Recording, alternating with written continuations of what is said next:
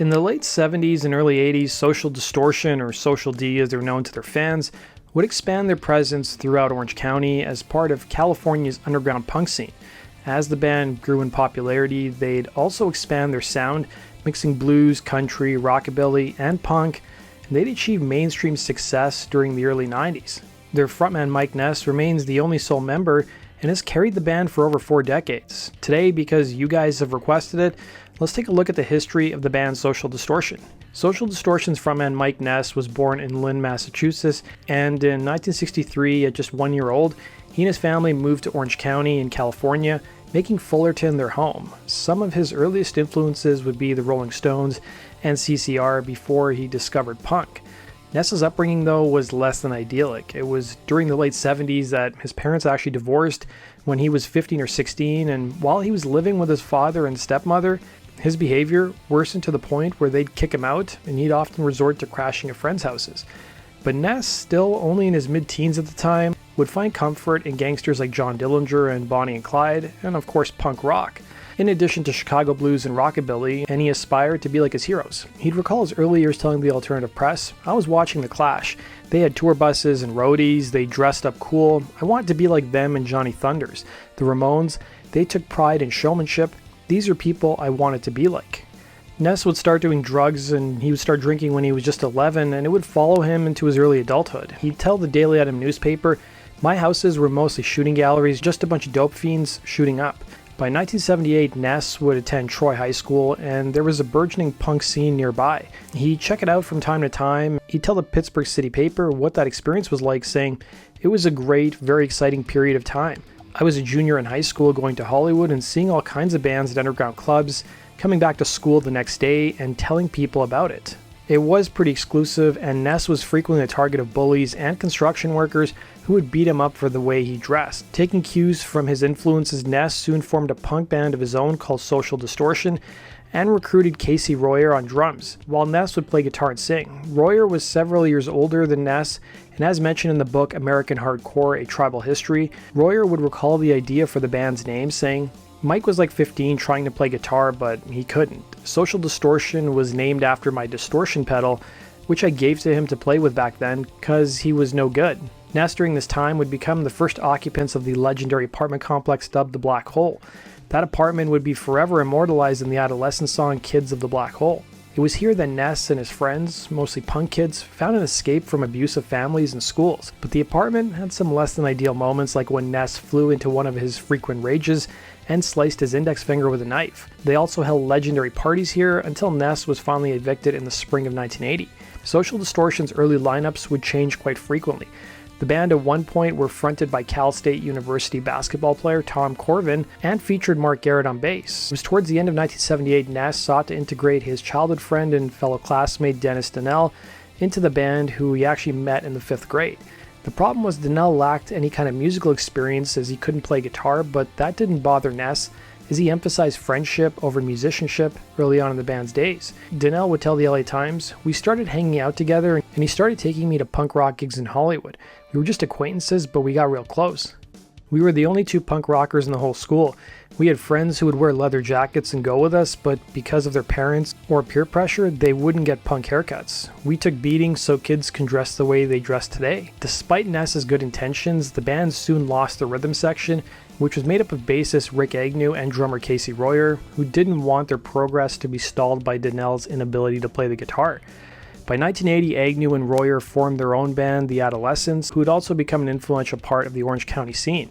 Social Distortion soon started rehearsing in Donnell's garage and playing clubs alongside groups like the Circle Jerks, the Blasters, and X. Ness's early behavior was quite self-destructive, to say the least. The band's first gig took place at a house party in Yorba Belinda in 1979, a gig that saw Ness spit in the face of a plainclothes police officer and get hauled off to jail. In another incident, he'd get his ear bitten off in a brawl outside an Orange County punk club. Meanwhile, during a stopover in San Diego, he'd beat up a bouncer, only for the bouncer to return with his friends and pummel the frontman and call the cops and see Ness carted off to jail once again. By 1981, Ness became addicted to heroin, with one story seeing him buy the drug behind Disneyland, with his drug habit at one point costing him $150 a day. To support his habit, Ness would frequently steal and land himself in jail, with him estimating that in 1984 alone, he went to jail 10 different times. The band soon added bassist Brent Lyles and drummer Derek O'Brien, and the band put out their first single, Mainline or Playpen, in 1981 on label Posh Boy, which would become pivotal for promoting and distributing the earliest releases of up-and-coming bands.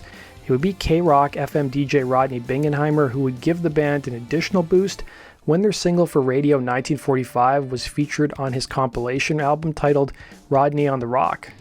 Ness would later recall writing the song 1945 about how it must have felt like to drop a nuclear bomb on Hiroshima.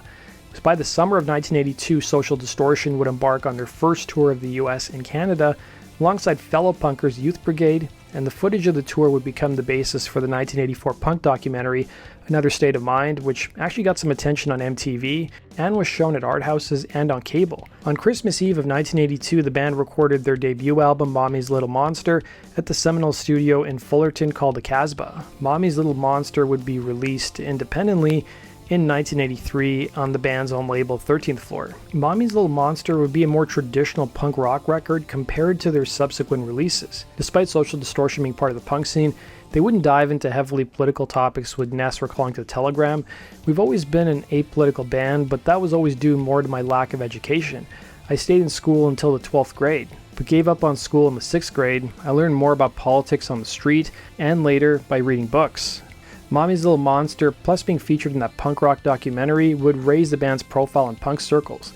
But even after their first release, Social Distortion seemed to step on the toes of punk purists who slammed the band for dipping its toes in metal, with Dennis Donnell telling the LA Times, "Some punks say we've gone heavy metal because we have guitar solos. We're not trying to limit ourselves. Some of these punks are just as close-minded as the people they're putting down." Despite the band being on the upswing, the magnitude of Ness's heroin problem came to the attention of the band's manager, who was driving home one day with the frontman when he started shooting up in the car. It also showed up on stage during a New Year's Eve gig in 1983 when the band's rhythm section abruptly quit midway through the set. Ness would tell one interviewer that he may have tried attacking the drummer during the gig, so that may have contributed to the band's rhythm section leaving. Donnell almost quit, but he soon realized that Ness needed friends more than ever at this point in time and opted to stick it out. The band soon added long-term bassist John Maurer and drummer Christopher Reese. Both musicians were longtime friends with Ness, and they would survive the worst of the frontman's addiction. Donnell would allude to how out of control Ness's drug addiction had actually gotten at this point, telling the LA Times, "I had to tell my mom, if Mike comes over to borrow any of my equipment, don't let him have it because it'll end up in the pawn shop." The band would go on a temporary hiatus in 1985, and Ness was given the choice of going to jail for a year or going to rehab, so he chose to kick his addiction. While the inactivity could have torpedoed the band's momentum, Ness remarked that the break was needed, telling an interviewer that the quality of the band's work was dropping, and he credited the time off as allowing them to recompose themselves, and without it, Social Distortion may have never ended up landing a major record deal. By 1986, Ness completed a drug rehab program, and the following year, the band returned to the Casbah to record their sophomore album and what some would dub their comeback record, Prison Bound, on new indie label Restless Records. The record would take a year to record and be mostly self-financed. Considering all that Ness had gone through up until this point in time, his lyrics started drawing more from personal experiences. The album's sound would also undergo a notable change, this time leaning towards a subgenre known as cowpunk, which incorporated more of the country and blues influences. The record also showed a more mature side of the band, with Ness telling the LA Times, "A band has to change and grow. I can't see being 25 writing about rebellion against mom and school and the police." Songs like the title track and Lost Child, while not necessarily autobiographical, shed a light on what might have come of Ness's life if he hadn't sought treatment for his addiction, while songs like No Pain, No Gain and On My Nerves focus on his journey through sobriety. But Ness would caution in the same interview that he's still the same person, filled with the same feelings that were found on Mommy's Little Monster, telling the Times, "A lot of the feelings you hear on Mommy's Little Monster, I still have. Fear, anger, and alienation. But the energy that I used to put into fighting and stealing, now that I'm not caught up in that lifestyle anymore, I put into what it's supposed to be utilized for." In addition to putting his energy into music, he'd also become an avid antiques collector, stopping at garage sales while on the road with Social Distortion. Prison Bound would be released in January of 1988 and would be well received, going to number 1 on LA's top college rock station. Social Distortion would headline some clubs in 1988 and 1989, and they were soon drawing comparisons as being the American version of The Clash. The significant attention the album got on college radio led to a deal with Epic Records. Social Distortion would soon hook up with Alice in Chains and Jane's Addiction producer Dave Jordan to record their third record, which was self-titled, and their first album not to be self-funded. The group's self-titled album would be released in March of 1990, and critical reception remained positive, and the album would largely be regarded as the band's magnum opus. The group's third record dealt with struggle, survival, and lessons learned with tracks like Ball and Chain and Drug Train.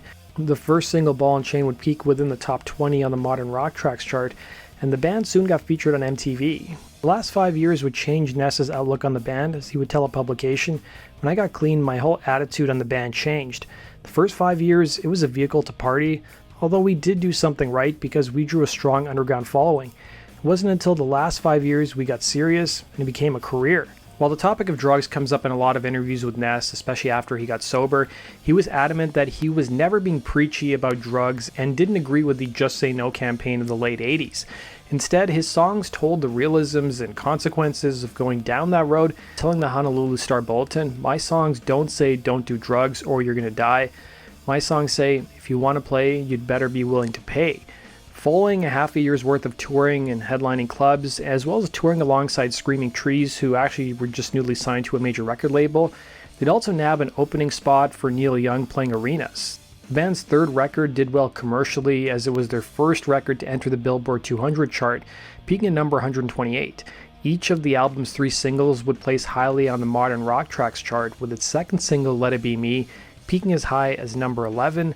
Not to mention, there was also their great cover of the Johnny Cash tune Ring of Fire. Based on the success of these singles, the album would be certified gold in America, selling over 500,000 copies.